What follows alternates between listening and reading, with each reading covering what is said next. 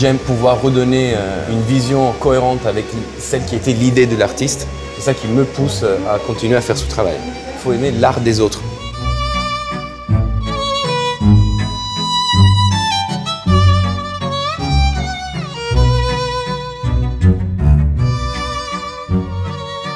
Nous sommes au cœur du château de Versailles, dans le splendide salon de Diane, qui était au débouché de l'ancien escalier des ambassadeurs, une pièce tout de marbre vêtue, mais aussi avec un merveilleux plafond peint, avec ses voussures dorées. Le salon de Diane, il est en plein cœur du grand appartement du roi.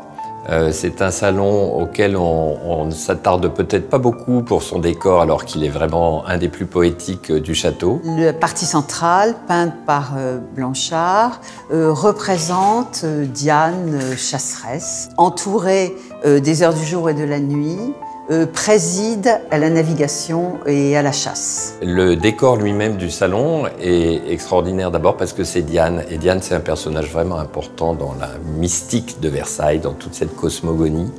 La lune, la nuit, cette femme chasseresse, solitaire, un peu redoutable. C'est un personnage que Louis XIV aimait beaucoup. Il a été confié à 3 peintres, Gabriel Blanchard, Charles de la Fosse et Claude de Audran. Donc c'est vraiment un endroit important qui en plus a été décoré par certains des plus brillants peintres et des plus modernes surtout. L'état que nous avons trouvé au moment où nous avons lancé la restauration était terrible. Les tableaux avaient des soulèvements, des lacunes, la couche picturale tombait. Nous avons réalisé des tests de nettoyage sur différentes zones et sur l'ensemble des peintures pour identifier la meilleure méthodologie de nettoyage pour retrouver les couleurs d'origine et le plus de matière picturale d'origine possible. Donc ici, par exemple, vous voyez différents niveaux de nettoyage. Et donc là, les petits numéros que vous voyez, c'est les différents niveaux. Le niveau 1, c'est l'état de la peinture comme nous l'avons trouvé quand nous sommes arrivés sur le chantier. Le niveau 2, c'est un premier décrassage de la peinture, c'est-à-dire qu'on ne touche pas au vernis, mais on enlève toute la crasse qui s'est accumulée pendant les années. Le niveau 3, c'est un premier dévernissage, donc on retire les vernis, les couches de vernis les plus superficielles. Et le niveau 4, on va un peu plus profond, donc on ne retire pas non seulement les vernis, les couches de vernis, mais également les répins. Et grâce à ça, vous voyez la différence de chromie. On retrouve un bleu, c'est un bleu du ciel, avec des nuages, par rapport à des choses assez jaunies, recouvertes par un vernis très altéré. Toutes les grandes restaurations dans un château comme celui-ci commencent par une phase d'étude parce qu'on ne sait pas forcément exactement où on va au départ. L'étude en soi, c'est un chantier, c'est-à-dire qu'il faut vraiment analyser de très près l'état sanitaire, comme on dit, du décor. Et on a toute une méthodologie qui est maintenant bien affermie. L'enchaînement des opérations est plus ou moins le même, c'est-à-dire vous faites analyse scientifique, test, nettoyage et réintégration. Traitement de support avant ou après le nettoyage, ça dépend de l'état de conservation des peintures. Vous voyez toutes ces zones un peu rouges ponctuellement un peu éparpillées partout sous les décors. Ce sont des mastiques anciens. Certains recouvrent la couche originelle, certains comblent vraiment des lacunes. Donc, une fois avoir déverni et enlevé les répins, il va y avoir toute une phase de mécanique de retrait de ces mastiques qui sont débordantes. Nous faisons à les garder seulement là où il y a une lacune de la couche picturale.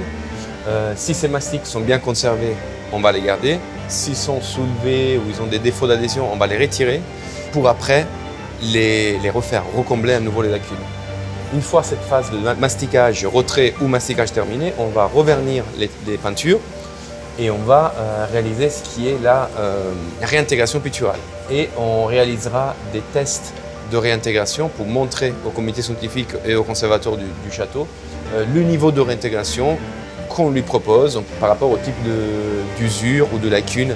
Le moment de vérité, c'est de voir ce qu'il y a sous les repeints. Et puis en dessous des repeints, est-ce que l'original est encore là, dans quelle proportion, et est-ce qu'on arrive facilement à le réintégrer, c'est-à-dire combler les lacunes, atténuer les désordres et rendre lisible finalement la scène d'origine.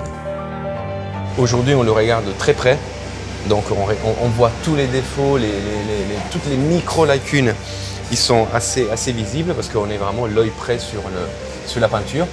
Mais demain, une fois qu'on aura terminé, ces peintures seront vues de 15 mètres, 20 mètres de distance.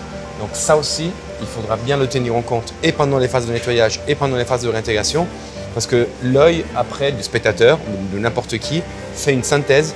Donc même ces micro-lacunes que vous voyez ici, d'en bas, vous ne les verrez plus. Les produits que nous utilisons pour la restauration, que ce soit pour le nettoyage, comme pour la consolidation, comme pour la réintégration, ont une base commune, que c'est la réversibilité. C'est-à-dire que tout ce que nous faisons aujourd'hui et tout ce que nous utilisons aujourd'hui doit être réversible dans le temps.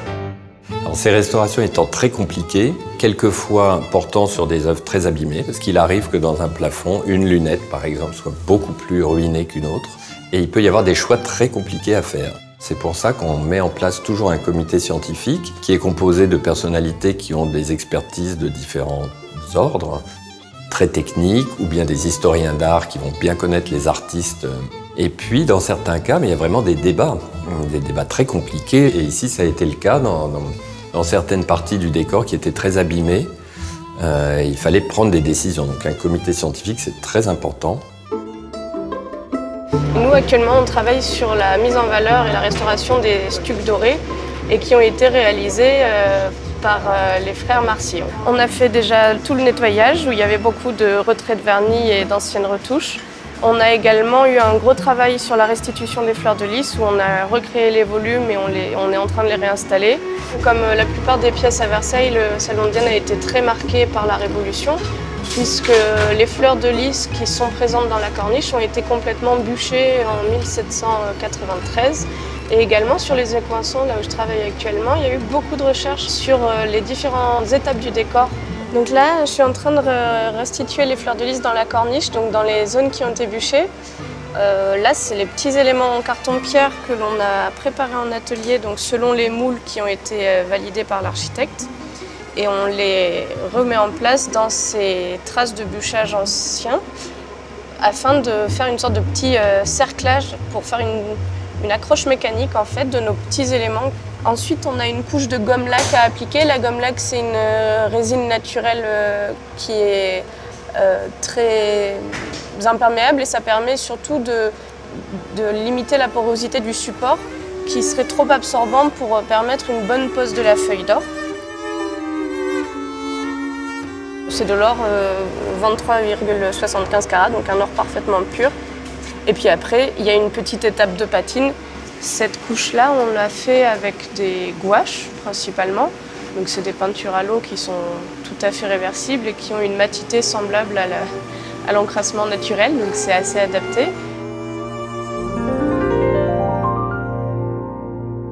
On reste quand même démunis face aux forces de la nature. Si la nature décide qu'une couche de peinture va recraqueler, va légèrement se soulever, ça finira par arriver. Mais on pense que ces plafonds, une fois restaurés, vont rester très bien pendant plusieurs décennies. On espère une bonne 50aine d'années.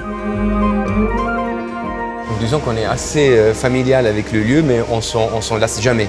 La richesse dans un seul bâtiment de peintres, de peintures, de sculptures, de sculpteurs différents réunis ici et avoir la possibilité de les voir de près, de pouvoir y travailler, c'est un privilège qu'on n'oublie jamais. Alors le plafond, c'est une chose. Habituellement, on gère toujours la restauration d'un salon en bloc, puisqu'évidemment, on veut le rendre au public dans toute sa splendeur. Ici, pour des raisons de mécénat, d'organisation, on avait d'abord monté l'opération plafond. On est très content de pouvoir greffer l'opération des élévations du salon pour terminer complètement la restauration avant la réouverture du grand appartement. Ce splendide plafond a retrouvé tout son lustre grâce à nos mécènes, Dior, The American Friend of Versailles et puis les amis français du château de Versailles. C'est vraiment grâce à l'implication des mécènes que le château progressivement peut retrouver toute sa splendeur pour les visiteurs. C'est la conjonction de toutes ces forces qui permet progressivement, au fil des années, de redécouvrir ces joyaux.